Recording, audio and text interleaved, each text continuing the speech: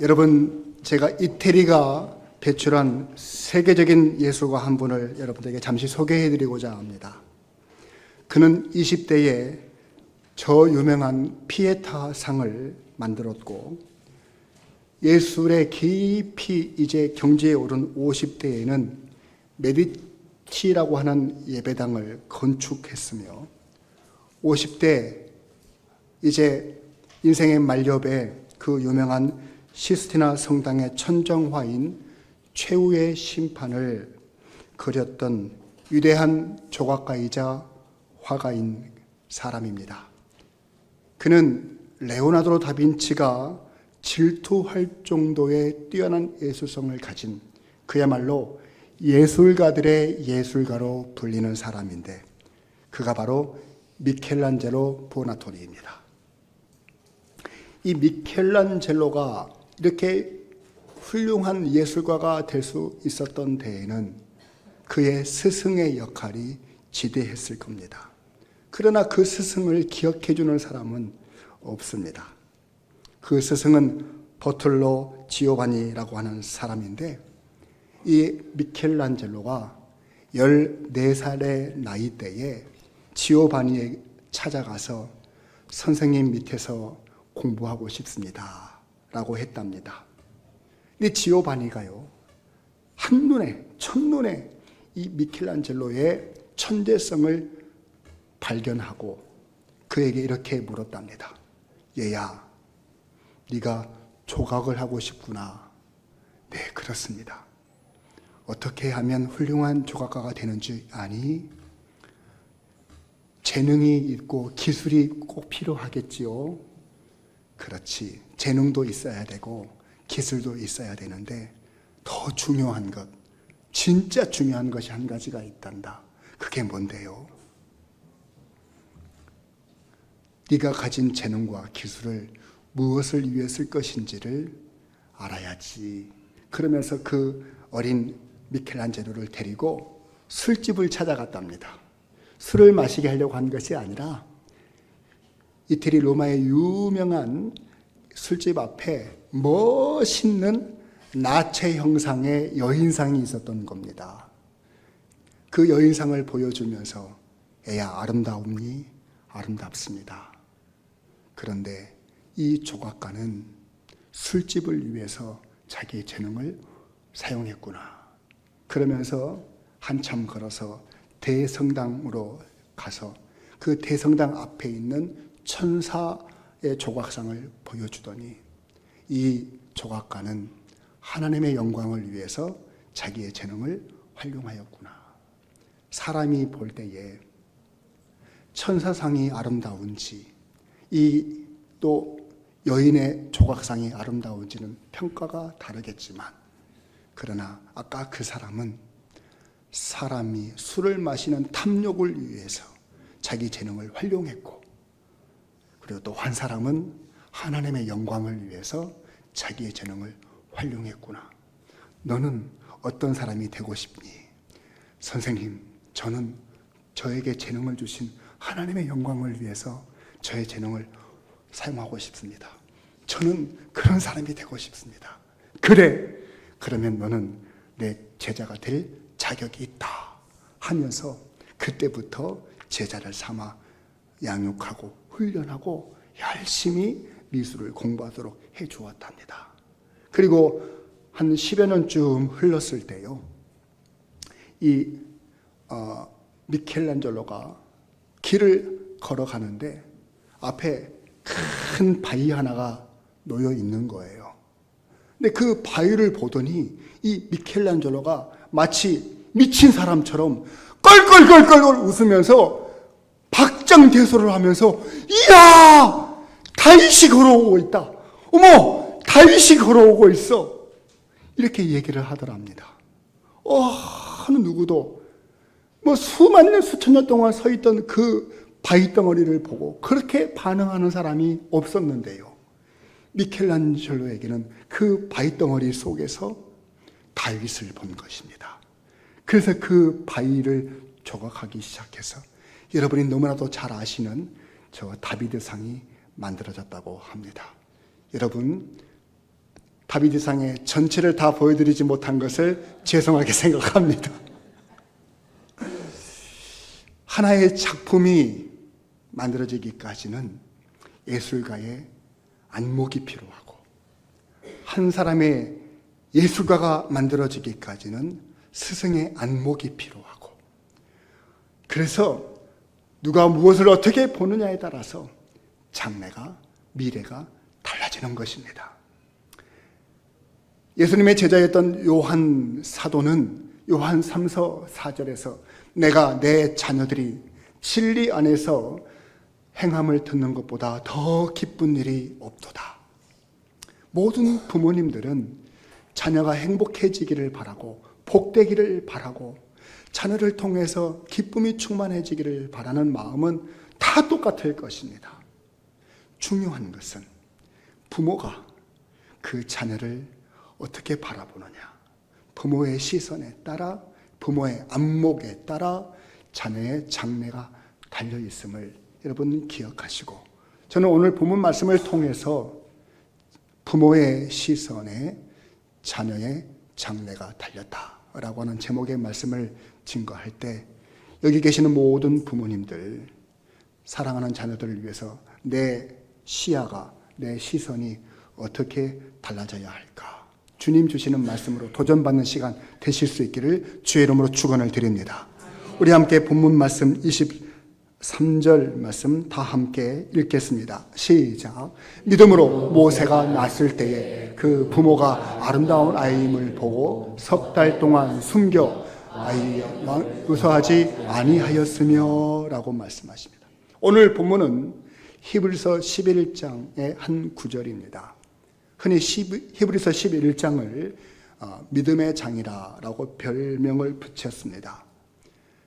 히브리서 11장 1절부터 3절까지는 믿음이 무엇인지를 간략하게 정의하고요, 4절부터는 믿음의 위대한 삶을 살았던 유인들을 줄줄이 차례대로 소개하고 있는데, 창세기에 등장하는 가장 첫사람이 아벨이고, 그 다음은 노아이고, 그 다음은 아브라함이고, 그 다음은 아브라함의 척 사라이고, 그리고 이삭, 야곱, 요셉에 이르기까지 창세기에서 7분의 믿음의 유인들을 차례대로 쫙 소개하고요. 그리고 오늘 본문인 23절에서는 창세기 다음 나오는 출애굽기에 등장하는 믿음의 유인을 소개합니다.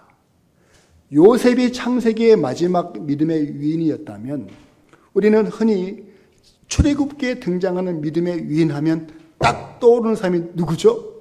모세인데, 여러분 자세히 보십시오.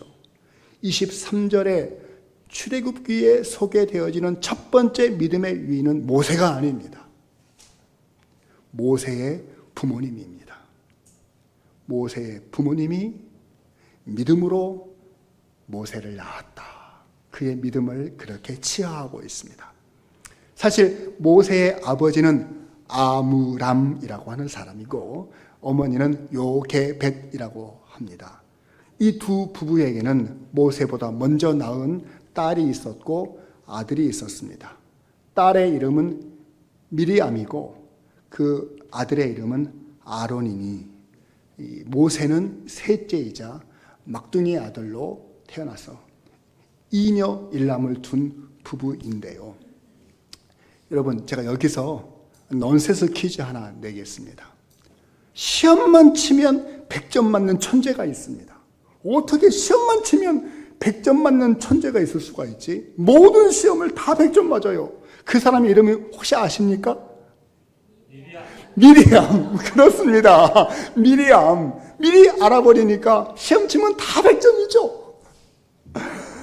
웃자고 들으시는 말씀에 여러분 너무 심각한 표정을 하시면 제가 너무 떨립니다, 여러분. 모세에게는 미리암이라고 하는 누나가 있었다. 이렇게 기억하시라고 이렇게 넌센스 퀴즈를 한번 내보았습니다. 여러분, 이 모세의 부모가 모세를 낳을 때 믿음으로 낳았다, 이렇게 말씀을 하시는데, 자식을 낳는 일에 꼭 믿음으로 결단을 해야 될 만큼 일인가요?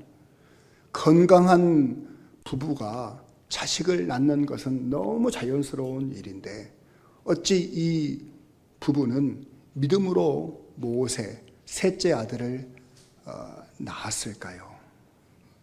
그 시대가 너무 암흑했기 때문에 그렇습니다. 얼마나 암흑했던지 자식을 낳는 일에는 큰 믿음의 결단이 필요했습니다. 당시 애굽의 황제 바로가 이스라엘 족속들 중에서 자식을 낳았는데 만약에 사내 아이를 낳으면 다 잡아 죽여라 라고 어명을 내려놨기 때문에 딸을 낳으면 다행이지만은 아들은 죽여야 했던 것입니다. 아들을 죽이든지 아니면 온 식구들이 왕의 명령을 거절해서 다 죽든지 해야 되는 것입니다. 그러니까 이 부부는 그걸 알고도 아이를 가졌는지 아니면 아이를 가진 상태에서 이 명령을 들었는지 성경은 정확하게 그 시기를 말씀하시지 않으시니까 둘 중에 하나일 텐데 아마 후자로 쳐서 이미 아이가 뱃속에 있는데 왕이 다 잡아 죽이라고 아들을 낳으면 죽이라고 했다면 저절로 기도가 되지 않았을까요? 하나님, 내 뱃속의 아이가 딸이 되게 해주세요. 딸이었으면 좋겠어요. 이미 딸도 하나 낳고 아들도 하나 낳았으니까 뭔들 괜찮으니까 꼭 딸이 되게 해주세요. 100% 그렇게 기도했을 겁니다. 여러분 안 그렇습니까? 그런데 그 믿음, 그 마음의 바람대로 이제 응애하고 태어난 아이를 딱 봤더니 달고 태어났네 이놈이. 어떡합니까? 어떡하죠? 믿음대로 안 됐으니 이제 어떡하죠? 죽여야 되나? 말아야 되나? 이제 결단이 내려져야 되는 상황에서 믿음으로 낳았다. 이렇게 말씀하고 계시는 겁니다. 믿음으로 낳았을 뿐 아니라 믿음으로 3개월 동안 아이를 감추어 두었고요. 믿음으로 왕의 명령을 무서워하지 아니했다 했습니다. 왜 그런고 하니 낳고 보니까요. 그 아이가 너무 아름다운 아이였기 때문에 그랬다는 것입니다. 여러분, 모세가 민족을 구원하는 지도자가 되고 위대한 삶을 살 수 있었던 것은 그 태어난 아이를 보는 부모가 아름다운 아이로 보았기 때문이다 라고 하는 것이 오늘 설교의 주제가 되는 것입니다.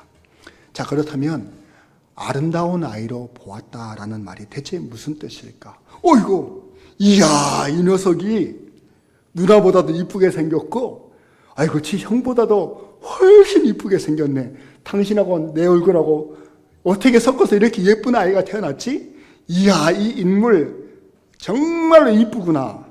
그런 뜻이었을까? 물론 그런 뜻일 수 있겠다 싶어서 정말 모세의 출생 이야기를 담고 있는 출애굽기 2장 2절 말씀을 보니까 그가 잘생긴 것을 보고 석 달 동안 그를 숨겼다 이렇게 되어 있습니다. 정말 모세는 잘생긴 모양입니다. 네. 그런데 만약에 여러분들이 생각해 보십시오. 그 애가 못생겼으면 아름답지 않고 못생겼으면 아이를 잡아 죽이라고 내놨을까요? 부모가? 좀 더 아이가 만약에 장애를 가지고 태어났다고 칩시다. 그러면 그 자식 죽이라고 내놨을까요? 그런 부모 있을까요? 그러지는 않았겠죠. 그러면 아름답다, 잘생겼다는 것은 단순히 얼굴만 보고 말하는 것은 아니었겠다. 성경에 보면 사도행전 7장에 스데반 집사님의 설교 한 대목에도 모세의 출생 얘기가 나오는데 사도행전 7장 20절 말씀 우리 같이 한번 읽어보실까요? 시작. 그때에 모세가 낳는데 하나님 보시기에 아름다운지라 그의 아버지의 집에서 석 달 동안 길리더니 이 말씀을 보니까요. 그렇지. 그러면 그렇지. 하나님 보시기에 아름다운 아이였구나. 여러분, 이 무슨 말씀이냐 하면은요, 아이를 보는 엄마 아빠의 시선과 하나님이 보시는 시선이 같았다는 얘기입니다. 하필 딸이 아니고 아들입니까? 이 아들 때문에 우리 다 죽게 생겼네요. 그렇게 바라보지 않고요,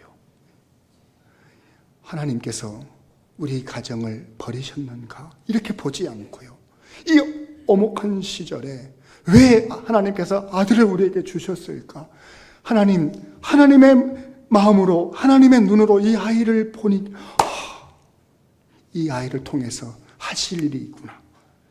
이 아이를 하나님 우리 가정에 보내신 목적이 있으시구나. 그러면 하나님이 책임져 주시겠지. 하나님이 하실 거야. 믿음으로 그 아이를 숨기고 3개월 동안 길러낸 겁니다. 왕의 명령을 무서워하지 않을 수 있었던 것입니다. 하나님의 눈으로 그 아이를 보니까요. 여러분은 여러분의 자녀를 어떠한 시각으로 보고 계십니까? 어릴 적부터 부모로부터 따뜻한 시선과 따뜻한 마음으로 충분히 사랑을 받은 아이와 그렇지 못하고 그저 내팽개쳐주고 무관심 속에 자라난 사람은 성장하고 커가면서 인생이 전혀 다른 인생으로 살게 되어 있습니다. 충분히 사랑을 받은 사람은요, 자신감이 있고요, 긍정적이고요, 너그럽고요, 모든 세상을 아름답게 봐요. 그런데 그렇지 못한 아이들은 자라서 부정적이 되고요, 비판적이 되고요, 그리고 자기를 사랑하지를 않아요. 그래서 자기의 작은 상처 앞에서 무너지는 것을 많이 경험하게 된다는 것이 많은 심리학자들과 그리고 발달을 연구하는 학자들의 연구 결과입니다. 여러분, 용서하시고 들어주시기 바랍니다. 저에게는 마음속에 어린아이가 하나 있습니다. 아주 어린아이 하나 있습니다. 여러분들도 다 마음속에 어린아이들이 있습니다. 짧은 인생이지만 살아오면서 많이 실수하고요, 많은 실패를 경험하고요, 그리고 실수와 실패와 사고의 흔적을 가지고 제 인생이, 제 몸이 이렇게 자라고 있습니다. 저에게는 장애가 있습니다.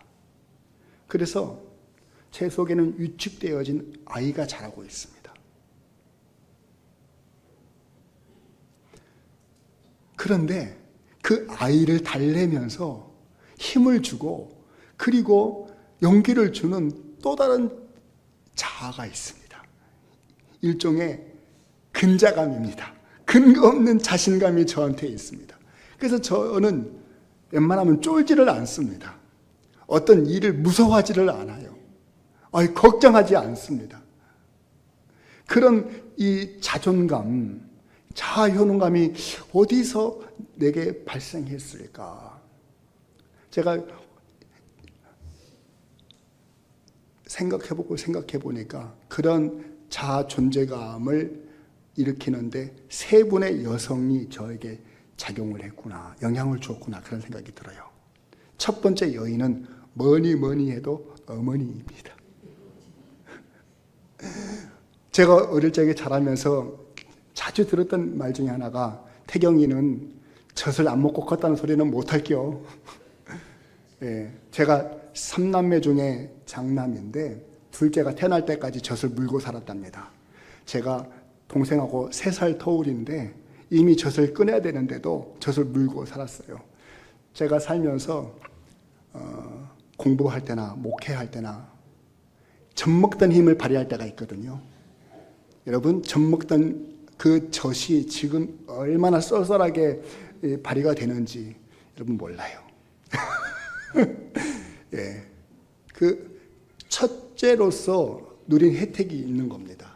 그것이 저한테는 둘째나 막내가 갖지 못하는 제 속의 건강한 자아로 어느 한 부분에서 연약한 자아를 달래고 위로하고 힘을 줄 때가 있다는 느낌을 받을 때가 있습니다.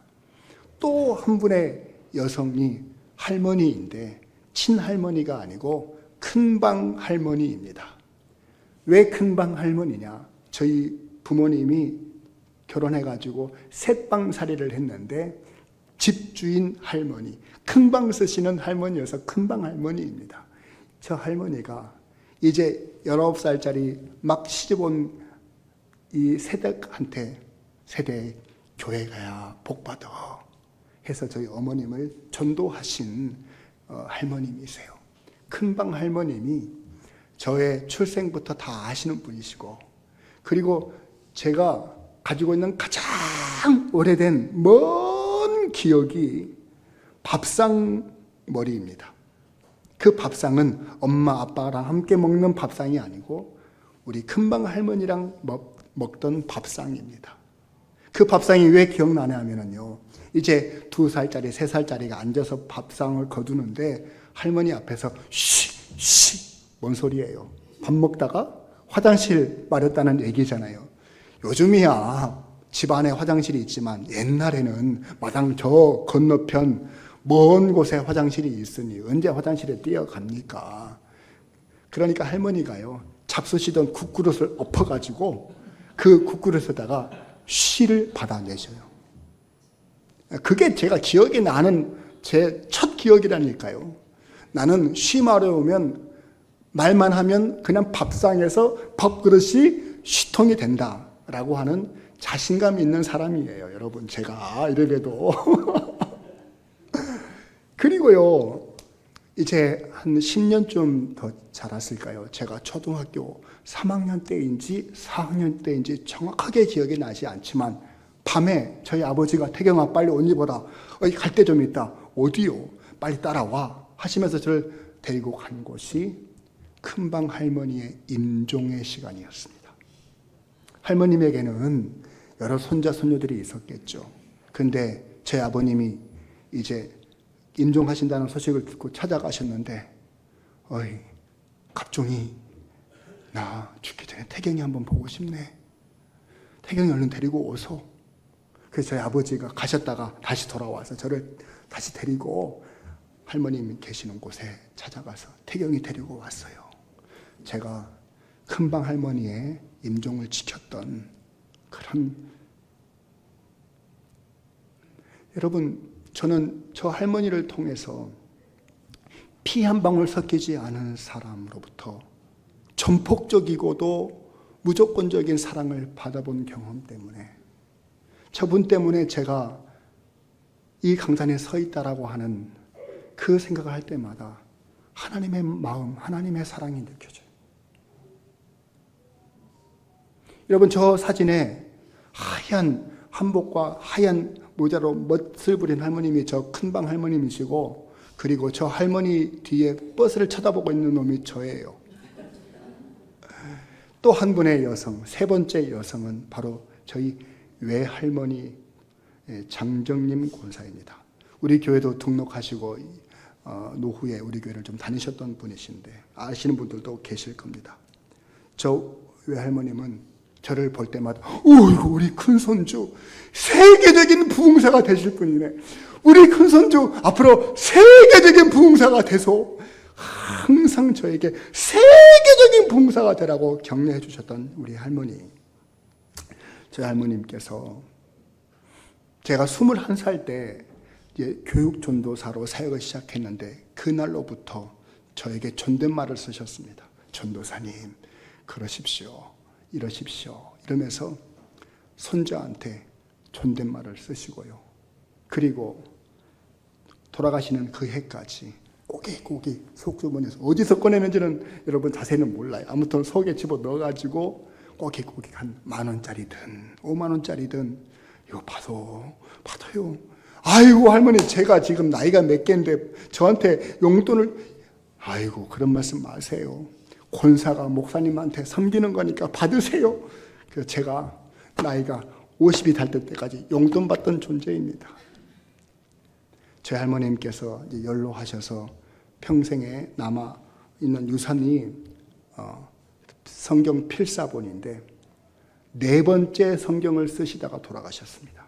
그러니까 완성된 필사본이 3개가 있는데 첫 번째 필사본은 사랑하는 아들한테 한 권 주시고, 두 번째 필사본은 목사가 된 딸에게 한 권 주시고, 세 번째 필사본은 세계적인 부흥사가 될 손자한테 한 권을 주셔서 제가 저거를 제 목양실 책상머리 바로 위에다가 꽂아놓고 오직 말씀 사랑하면서 사셨던 할머니 생각하면서 목회한다 이런 마음을 가지고 사는 거예요. 여러분 있잖아요. 아프리카가 아니고 아프니까 청춘이다라고 하는 책으로 유명하신 서울대 김난도 교수가 이런 말을 남겼어요. 부모가 자식한테 할 것은 단 한 가지다. 자식이 성공하기를 바라는 건 다 부모 똑같은 마음인데 성공한 사람의 특징은 두 가지가 있는데 첫 번째, 나는 누구인가를 아는 사람. 두 번째, 내가 무엇을 잘하는지를 아는 사람은 성공하게 되어 있다. 그래서 부모들은요, 대체로 자식들한테 이 두 가지를 다 알려주려고 애를 쓴다는 거예요. 그래서 아주 이 어린 아이 때부터 여기 학원도 보내고 저기 학원도 보내고 저쪽 학원도 보내고 이쪽 학원도 보내고 남들보다 더 좋은 학원 보내려고 그러니까 무엇을 잘하는지를 알려주고 싶어서 학원으로 이렇게 보낸다는 거예요. 그것이 중요한 게 아니에요. 꼭 부모가 네가 뭘 잘하는지를 알려주려고 애쓰지 말고 너는 아름다운 사람이야. 너는 아름다운 사람이야. 네가 누구인지만 알려주면 된다라고 그렇게 말을 한 것이 저한테는 굉장히 도전이 되고 그렇지. 내가 누군지 알면 내가 뭘 잘하는 것인지는 다 알게 되어 있어요.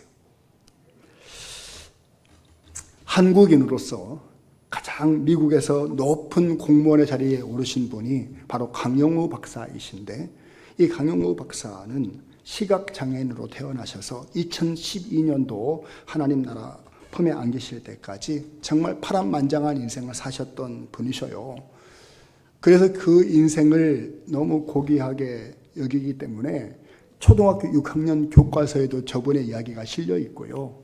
그리고 MBC 이 드라마로 눈먼 새의 이야기라고 하는 드라마 소재로 될 정도로 미국 부시 행정부 때 정책 보좌관을 하실 정도 차관급에까지 오르신 분이세요. 이분이 장애를 가지고 있기 때문에 그에게는 두 아들 진석이와 진영이가 있는데 어릴 적부터 아빠에 대한 그런 마음이 어떨까 항상 조심스러웠답니다. 혹시 아빠를 부끄럽게 여기지는 않을까. 그래서 한 번은 아이들을 불러가지고 얘들아 아빠가 너희들에게 숙제가 하나 있다가 뭔데요? 너 생일이 며칠이지? 너 생일이 언제지? 묻더니 지금 너희들이 가서 책을 찾아보든지 인터넷을 뒤져보든지 너하고 같은 날 태어난 사람이 누군지 그리고 유명한 사람을 한 사람씩만 택해가지고 오너라 이렇게 숙제를 내줬대요. 그랬더니 두 아들이 찾아가서 책을 뒤져보고 막 그래가지고 먼저 진석이 큰애가 아빠 내 생일과 똑같은 사람이 누군지 아세요? 누구냐? 영국의 대문호인 셰익스피어가 저랑 같은 날 태어났어요. 이야, 그래.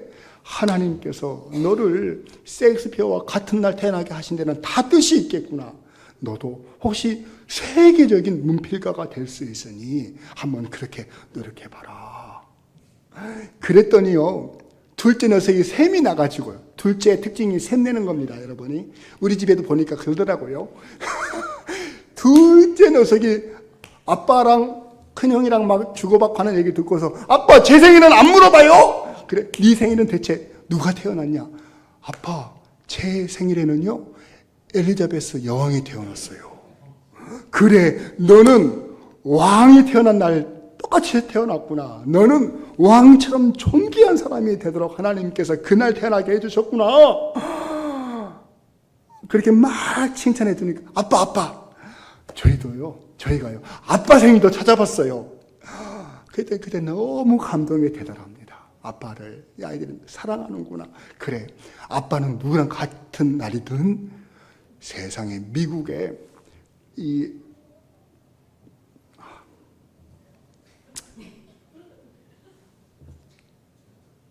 마틴 루터 킹 목사님 있죠. 왜 갑자기 이러면 마틴 루터 킹 목사님과 같은 날 태어나셨어요. 그래, 그렇구나 하면서 이야, 우리 집 남자들은 대단한 사람들이면 다 모여 있구나 하면서 너무너무 좋아했다라고 하는 얘기가 그분의 책에 있는 걸 제가 읽어보게 되었어요.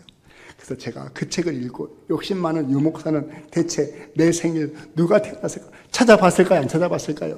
찾아봤죠. 찾아봤더니 여러분 아세요? 로마의 황제 콘스탄티누스 황제와 저는 생일이 같은 날입니다.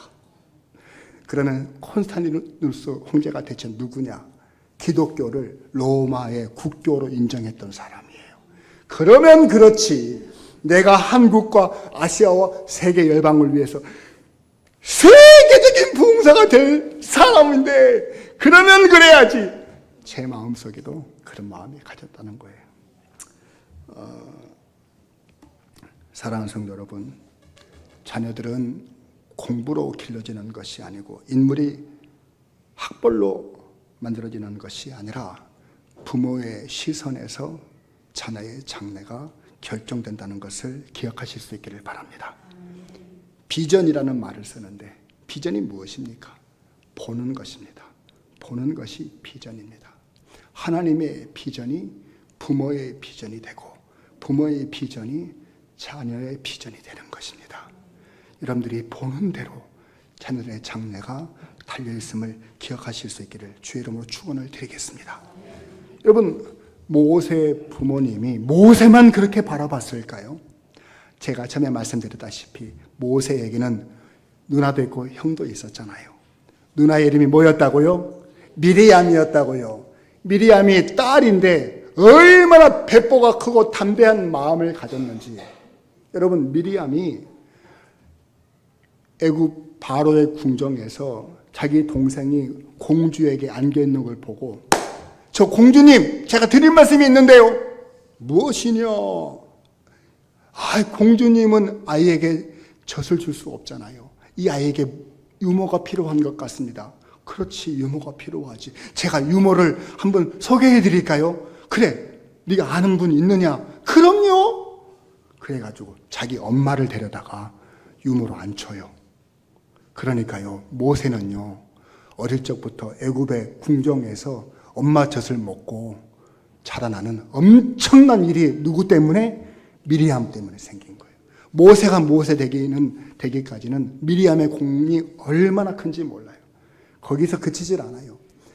훗날 출애굽했을 때 이제 홍해를 딱 건너고서 막 사람들이 막 함성을 지르는데 너무 기적적인 역사이잖아요. 그때 소고를 들고 춤을 추는 마치 미쳐 보이는 여자가 한 명 있었는데 그 여자가 누구냐? 미리암이에요. 미쳐서 그런 게 아니고요. 너무 하나님의 은혜에 감동해서 하나님께 영광을 올려드리기 위해서 먼저 춤을 추니까요. 이스라엘 모든 여자들이 함께 미리암을 따라 춤을 추었다고 했습니다. 그것은 무슨 말이냐? 미리암은 여성의 리더였다는 것입니다. 이 배포가 보통 배포가 아니죠. 그렇게 되기까지는 모세의 부모가요, 모세만 그렇게 본 게 아니고 미리암도 그렇게 보았기 때문에 그게 가능한 거죠. 그리고 모세 형이었던 아론은 어떻습니까? 아론은 초대 대제사장이 되어서 모세의 입이 되어 모세 곁에서 열심히 동역해서 위대한 일들을 많이 감당하는 그런 형이 되었습니다. 일녀 이남 모두 이렇게 위대한 인물이 되었던 것은 부모의 시선에 달려 있었기 때문이죠. 이제 말씀의 결론을 맺으면서 여러분들에게 사진 한 장 소개해 드리려고 합니다. 짠! 누구죠? 꼬물이요. 엄마. 꼬물이가 지난 월요일 오전 7시 43분에 태어났습니다. 이름이 박혜이라고 해요. 만날 해, 기쁠 이. 만나면 기쁜 사람 되라고 박혜이라고 이름을 지었다고 하는데, 저는 저 사진을 바라보면서 엄마의 시선이 느껴지는 겁니다. 야, 이놈아, 너 때문에 내가 너무 고생해. 이 자식을 보고 원망하는 모습이 하나라도 보이십니까? 내가 너를 어떻게 먹여 살릴지 걱정이다, 걱정이야. 아이고, 원망이 섞인 마음이 하나라도 느껴지십니까? 부정적인 생각이 하나라도 느껴지십니까? 마음과 정성과 뜻을 다하여 시선을 쏟아내는 그 시선이 느껴지지 않습니까? 여러분, 저 처음 만난 시선을 가지고 지금도 자녀들을 바라보고 계십니까? 자식을 키우면 속 썩을 일이 많고 자식 때문에 눈물 흘릴 일 너무 많고 내가 저 자식 괜히 낳아가지고 내가 이 고생한다 원망할 때도 많이 있어요. 그런데 저 시선이 하나님의 시선이고 저 시선이 자녀의 장래를 밝히는 시선이 될 것입니다. 내가 나를 봐도 엉망인데 그 시선으로 자식을 보고 원망하면 자식이 풀릴 일이 없습니다. 하나님의 시선으로 자녀를 향하여 보시고 너 참 아름다운 자식이야. 넌 참 아름다운 사람이야. 말해 주십시오. 저게 막 태어난 아이에게만이 필요한 말씀이 아닙니다. 이미 30살도 넘고 40살도 넘고 50살도 넘은 자식들이 있으시죠? 늦지 않았습니다. 갱년기를 지나는 딸에게도 필요한 말이 너 참 아름다운 아이야. 50이 넘고 환갑이 넘은 아들에게도 엄마가 해주고 아빠가 해줄 말이 너 참 아름다운 아이야. 그 말이 필요합니다. 우리에게. 모든 자녀들에게는 부모님의 따뜻한 시선으로 바라봐 주기를 바라는 겁니다. 여러분들이 살아 계셔서 자녀들을 가까이 하고 있을 때 그런 시선을 놓치지 마시고 끝까지 바라보시는 하나님의 시선을 가지시는 우리 부모님들 다 되실 수 있기를 주의 이름으로 축원을 드리십니다.